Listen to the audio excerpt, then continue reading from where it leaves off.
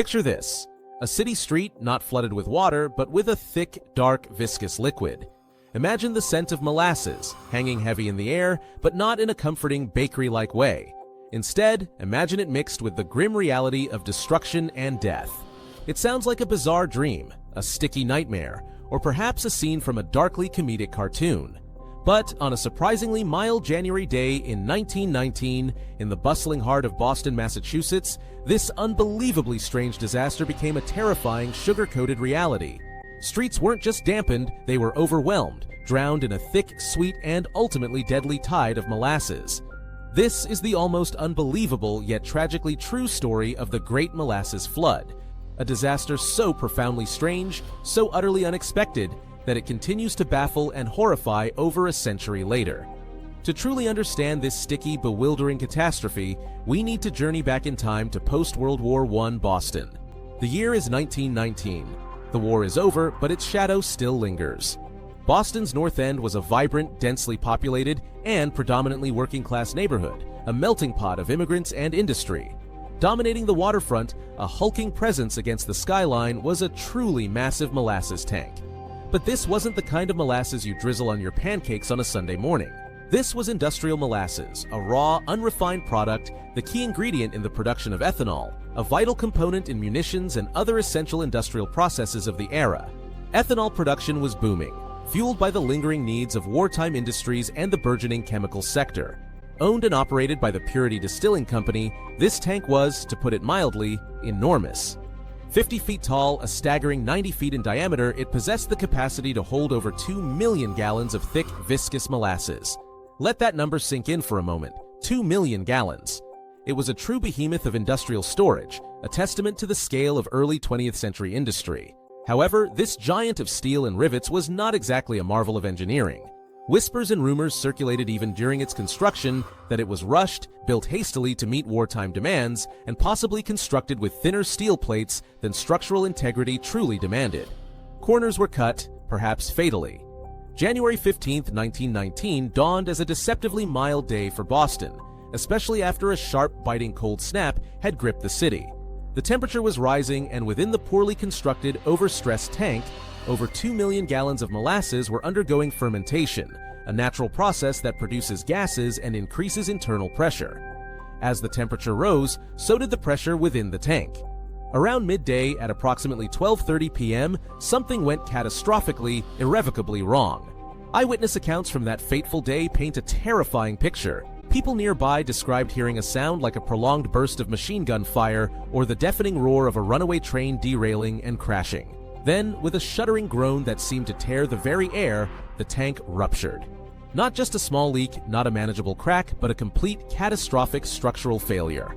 A colossal wave of molasses, estimated to have reached a staggering 25 feet high in places, erupted from the shattered tank and surged through the narrow streets of Boston's North End at a terrifying estimated speed of 35 miles per hour, a sticky, brown tsunami. This wasn't a gentle, slow-moving flow of syrup.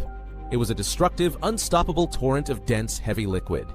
Buildings, some flimsy and poorly constructed themselves, were ripped from their foundations as if they were mere toys.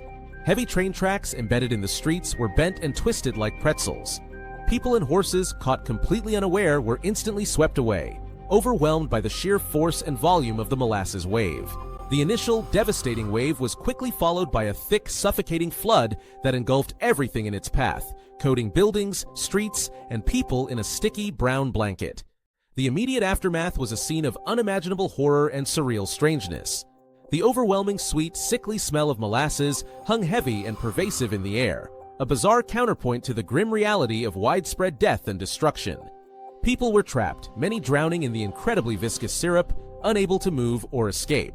Rescuers, firefighters, police, and civilian volunteers struggled heroically to navigate the treacherous, sticky landscape, often sinking themselves knee-deep and sometimes even waist-deep into the molasses.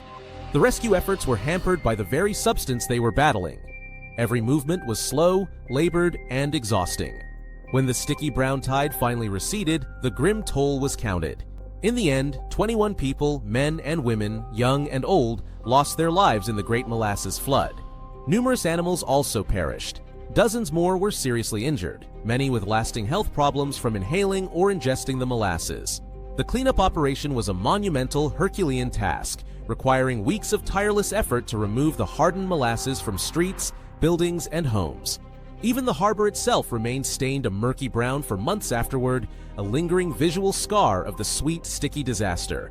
The inevitable question arose: so, what exactly caused this truly bizarre and unprecedented disaster? Thorough investigations, both official and independent, pointed to a confluence of tragic factors. Fundamentally flawed tank construction, the aforementioned rushed building schedule driven by wartime pressures, and the often overlooked fermentation process within the molasses itself, which, as we discussed, generated significant internal pressure, especially when combined with the unseasonably warm temperatures on that January day. The perfect storm of engineering negligence and natural forces. In the immediate aftermath, the Purity Distilling Company, facing immense public scrutiny and potential legal liability, initially attempted to deflect blame, even absurdly suggesting that anarchists might have planted explosives to sabotage the tank. However, rigorous investigations, coupled with numerous lawsuits filed by the victims and their families, ultimately revealed the undeniable truth. Corporate negligence and fundamentally shoddy construction were directly and unequivocally to blame for the disaster. The Great Molasses Flood, as horrific as it was, had a lasting positive legacy. It spurred the implementation of stricter regulations and oversight for industrial storage tanks, and, perhaps more importantly, helped to shape and refine modern engineering standards for large-scale industrial construction, ensuring that such a bizarre and preventable tragedy would never be repeated. The Great Molasses Flood remains etched in the annals of history as a stark and deeply unsettling reminder of how even the seemingly innocuous, even sweet, substances of everyday life can transform into instruments of destruction under the right, or rather, terribly wrong circumstances. It's a truly bizarre and profoundly tragic event, a sticky brown stain on Boston's history that serves as a chilling cautionary tale, a permanent monument to industrial safety failures and the ever-present, often unexpected dangers lurking just beneath the surface of our seemingly ordinary world. The world is full of weird and unbelievable historical events, often stranger than any fiction. Let me know in the comments below what other strange and unsettling stories from the past you want me to declassify and explore next.